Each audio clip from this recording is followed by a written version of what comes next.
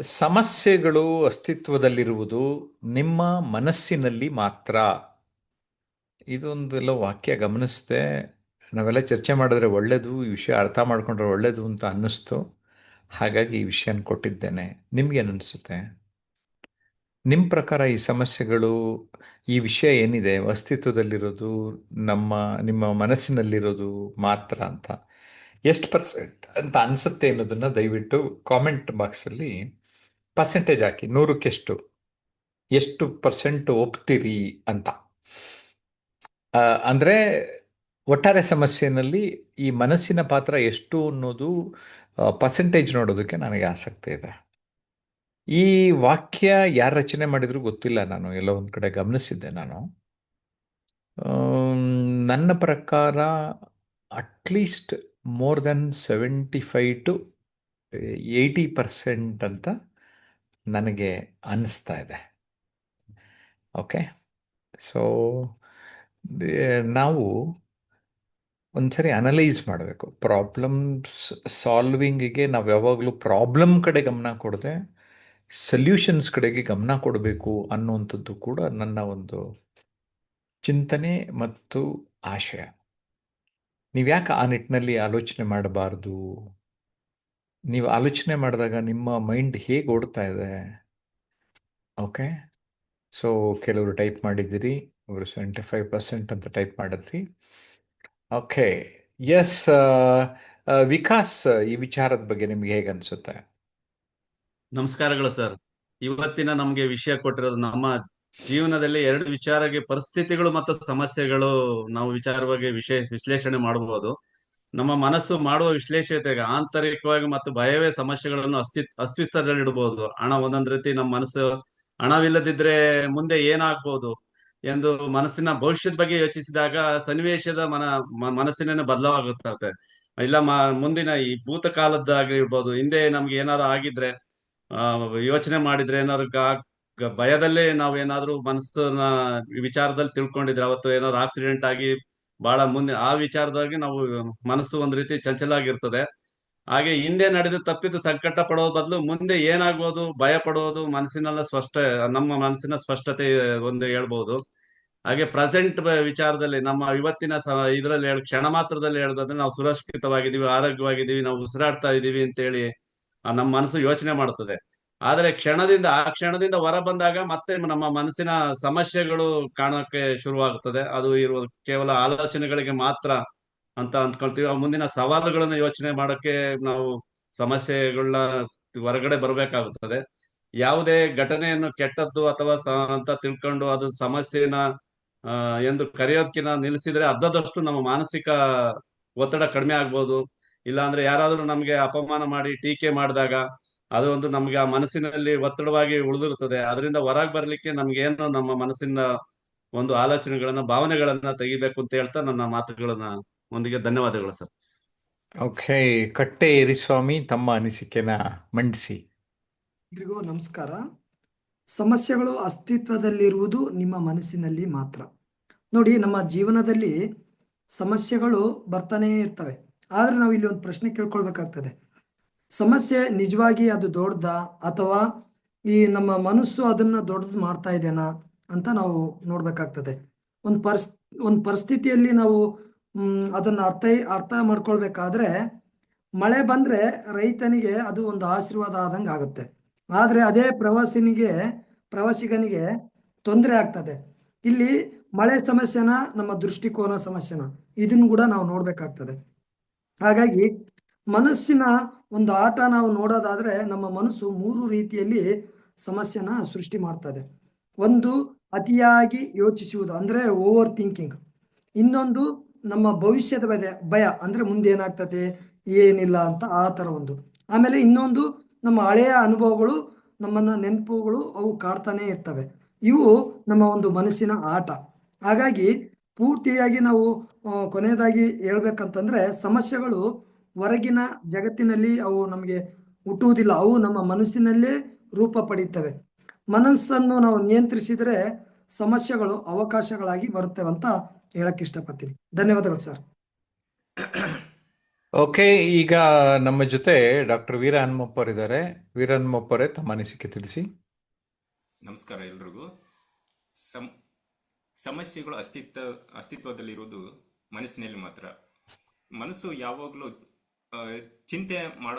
ಚಿಂತೆ ಮಾಡ್ತಾನೇ ಇರುತ್ತೆ. ಅದು ಅದು ಜಾಸ್ತಿ ನೆಗೆಟಿವಿಟಿಯಲ್ಲಿ ಚಿಂತನೆಯನ್ನು ಮಾಡ್ತಾರೆ. ಇಂದಿನ ಆಗಿರ್ತಕ್ಕಂಥ ಅನುಭವಗಳು ನೆಗೆಟಿವಿಟಿನ ಅದನ್ನು ಅಟ್ರಾಕ್ಟ್ ಮಾಡೋದು ಜಾಸ್ತಿ ಮನಸ್ಸಿನಲ್ಲಿ. ಅದನ್ನು ಅಟ್ರಾಕ್ಟ್ ಮಾಡೋದ್ರಿಂದ ಸಮಸ್ಯೆಗಳೇ ಜಾಸ್ತಿ ಆಗ್ತಿದೆ. ನನಗೆ ಇಲ್ಲದೇ ಇರತಕ್ಕಂಥ ಭಯಗಳು ಮತ್ತು ನೆಗೆಟಿವಿಟಿ ಅದನ್ನೆಲ್ಲ ಯೋಚನೆ ಮಾಡೋದ್ರಿಂದ ಅದು ಸಬ್ಕಾನ್ಸಿಯಸ್ ಲೆವೆಲಲ್ಲಿ ಹೋಗ್ಬಿಟ್ಟು ಅದನ್ನು ಸೃಷ್ಟಿ ಆಗ್ತಾ ಇರುತ್ತೆ ಅದು ಸಮಸ್ಯೆಗಳು. ಹಾಗಾಗಿ ನಾವು ಯಾವಾಗಲೂ ಸಕಾರಾತ್ಮಕವಾಗಿ ಚಿಂತನೆ ಮಾಡಿ ಅದನ್ನು ಸಕಾರಾತ್ಮಕವಾಗಿ ಭಾವಿಸಿದಾಗ ನಾವು ಆ ಒಂದು ಸಮಸ್ಯೆಗಳನ್ನು ನಿವಾರಣೆ ಮಾಡಿಕೊಂಡು ಸರಿಯಾದ ಒಂದು ಜೀವನ ಮಾಡಲು ಅನುಕೂಲ ಆಗ್ತದೆ. ಹಾಗಾಗಿ ಸಮಸ್ಯೆಗಳ ಜಾಸ್ತಿ ನಾವು ಯೋಚನೆ ಮಾಡಿದಷ್ಟು ಸಮಸ್ಯೆಗಳ ಉದ್ಭವ ಆಗೋದೇ ಜಾಸ್ತಿ ಆಗುತ್ತದೆ. ನಾವು ಪರಿಸರದಲ್ಲಿ ಹೊಂದಿಕೊಂಡಾಗ ಪರಿಸರದಲ್ಲಿ ನಾವು ಜನರೊಂದಿಗೆ ಒಡನಾಟದಲ್ಲಿದ್ದಾಗ ವಿಕಾರಗಳು ಜಾಸ್ತಿ ಇರ್ತವೆ. ದ್ವೇಷ, ಅಸೂಯೆ, ಕೋಪ, ತಾಪ ಅದರಿಂದ ನಾವು ಪ್ರತಿಕ್ರಿಯೆ ಮಾಡ್ತಾ ಇರ್ತೀವಿ. ಅದರಿಂದ ನಾವು ನೆಗೆಟಿವಿಟಿ ಜಾಸ್ತಿ ಆಗ್ಬಿಟ್ಟು ಅದರಿಂದ ನಮಗಿನ್ನ ಸಮಸ್ಯೆಗಳೇ ಉದ್ಭವ ಆಗ್ತಾ ಇರುತ್ತೆ. ಅದರಿಂದ ಆ ಸಮಸ್ಯೆಗಳಿಂದ ನಾವು ಪ್ರತಿಕ್ರಿಯೆಯಿಂದ ಇನ್ನೂ ಸಮಸ್ಯೆಗಳು ಜಾಸ್ತಿ ಆಗ್ತಾ ಇರುತ್ತೆ. ಹಾಗಾಗಿ ನಾವು ಒಂದು ಒಳ್ಳೆ ಸಕಾರಾತ್ಮಕ ಭಾವನೆಯಿಂದ ಕೂಡಿದಾಗ, ಒಂದು ಒಳ್ಳೆ ಸಕಾರಾತ್ಮಕ ಒಂದು ಗುಣಗಳನ್ನು ಅಳವಡಿಸಿಕೊಂಡಾಗ ಮನಸ್ಸಿನಲ್ಲಿ ಅದರ ಬಗ್ಗೆ ಜಾಸ್ತಿ ಯೋಚನೆ ಮಾಡಿದಾಗ ನಮಗೂ ಅದೇ ಭಾವನೆಯಲ್ಲಿದ್ದಾಗ ನಮ್ಗೆ ಅದೇ ಸಕಾರಾತ್ಮಕವಾಗಿರ್ತಕ್ಕಂಥ ವಾತಾವರಣ ಸೃಷ್ಟಿಯಾಗಿ ಅದರಂತೆ ತಕ್ಕಂತೆ ನಡ್ಕೊಂಡು ಹೋಗ್ತಾ ಇದ್ವಿ. ಹಾಗಾಗಿ ನಾವು ಸಮಸ್ಯೆಗಳ ಬಗ್ಗೆ ಯೋಚನೆ ಮಾಡೋದು ಬಿಟ್ಟು ನಾವು ಸಕಾರಾತ್ಮಕ ಯೋಚನೆ ಮಾಡಿದಾಗ, ಚಿಂತನಶೀಲರಾದಾಗ ನಾವು ಮುಂದೆ ಒಂದು ಸರಿಯಾದ ಜೀವನ ಕ್ರಮದಲ್ಲಿ ಹೋಗೋದಕ್ಕೆ ಅನುಕೂಲ ಆಗುತ್ತೆ ಅಂತ ಈ ಮೂಲಕ ಹೇಳ್ತೀನಿ ಸರ್. Thank you. ಓಕೆ, ನಮ್ಮ ಜೊತೆ ಇನ್ಯಾರು ಮಾತಾಡಿಲ್ಲ? ಶರಣಬಸಪ್ಪ ಅವರು ಮಾತಾಡಿಲ್ಲ. ಎಸ್ ಶರಣಬಸಪ್ಪ. ಸಮಸ್ಯೆಗಳು ಅಸ್ತಿತ್ವದಲ್ಲಿರುವುದು ನಿಮ್ಮ ಮನಸ್ಸಿನಲ್ಲಿ ಮಾತ್ರ. ನಮಗಿರುವ ಸಮಸ್ಯೆ ಯಾವುದೇ ಆಗಿರಲಿ ಸಮಸ್ಯೆಯನ್ನು ನೆನೆಸಿಕೊಂಡು ದುಃಖಿಸುವುದಕ್ಕಿಂತಲೂ ಅದನ್ನು ಬಗೆಹರಿಸುವ ಮಾರ್ಗವನ್ನು ಮಾಡುವುದು. ಅದಕ್ಕೆ ತಕ್ಕಂತೆ ನಾವು ಬದಲಾಗುವುದು ಸರ್. ಇಲ್ಲವೇ ಇತರರನ್ನು ಬದಲಾಯಿಸುವುದು ಎಲ್ಲೋ ವಿಧದಿಂದಲೂ ಶ್ರೇಷ್ಠರೆಂದು ನಾವು ಬಯಸುತ್ತೇವೆ ಸರ್. ಉದಾಹರಣೆಗೆ ಹೇಳಬೇಕಂದ್ರೆ, ಒಬ್ಬ ರಾಜ ನಡೆದುಕೊಂಡು ಹೋಗುವಾಗ ತನ್ನ ಕಾಲಿಗೆ ಮಣ್ಣು ಅಂಟಿಸಿಕೊಳ್ಳಬಾರದೆಂದು ತಾನು ಎಲ್ಲಿಗೆ ಹೋದರೂ ಕಾಲು ಮೆತ್ತಗೆ ಇರುವ ಹಾಗೆ, ಮಣ್ಣು ಅಂಟದ ಹಾಗೆ, ಕಂಬಳಿ ಬಟ್ಟೆ ಏನಾದರೂ ನೆಲದ ಮೇಲೆ ಹಾಸುತ್ತಾ ಹೋದರೆ ತಾನು ಅದರ ಮೇಲೆ ನಡೆದುಕೊಂಡು ಹೋಗುವುದಾಗಿ ಆದೇಶ ನೀಡುತ್ತಾರೆ ಸರ್. ಓಕೆ, ಮಾಡುವವರಿಗೆ ಇದು ಕಷ್ಟ ಅನಿಸಿದರೂ ಆದೇಶವನ್ನು okay, yes, thank you Sharanabasappa. Rajendra ಅವರು. ಸರ್, ಇದು ಒಳ್ಳೆ ಮನಸ್ಸು ನಮ್ಮ ಪ್ರಾಬ್ಲಮ್ ಎಲ್ಲ ಮನಸ್ಸಲ್ಲೇ ಇರೋದು. ಅದನ್ನ ನಾವು ಹೇಗೆ ಅನ್ಕೋತೀವಿ, ನಾವೇನು ಮಾಡ್ತೀವಿ, ಅದೆಲ್ಲ ಶುರುವಾಗದೆ ಮನಸ್ಸಲ್ಲಿ. ಸೊ ನಾವು ಡಾಕ್ಟರ್ ಶರಣಬಸಪ್ಪ ಅವರು ಎಲ್ಲ ಚೆನ್ನಾಗಿ ಹೇಳಿದ್ರು. ಇದ್ರಲ್ಲಿ ನಂದೊಂದು ಉದಾಹರಣೆ ನನ್ನ ಜೀವನದಲ್ಲಿರೋದನ್ನ ಒಂದು ನೆನಪು ಮಾಡ್ಕೊಂಡು ಹೇಳ್ತೀನಿ.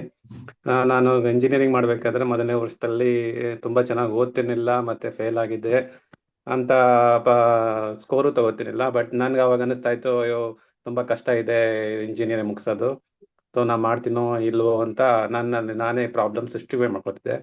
ಸೊ ಅದಾಗ 1 ವರ್ಷ ಆದ್ಮೇಲೆ ನನಗೆ ನಾನೇ ಚಾಲೆಂಜ್ ಬೇರೆ ದೃಷ್ಟಿಯಿಂದ ನೋಡಿದೆ.